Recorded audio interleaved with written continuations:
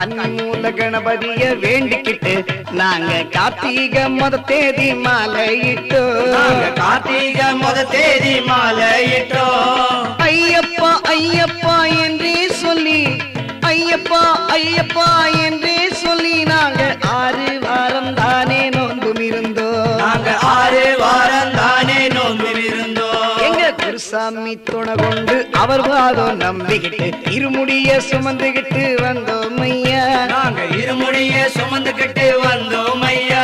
எங்க குருசாமி துணை கொண்டு அவர் பாதம் நம்பிக்கிட்டு இருமுடிய சுமந்துகிட்டு வந்தோம் ஐயா.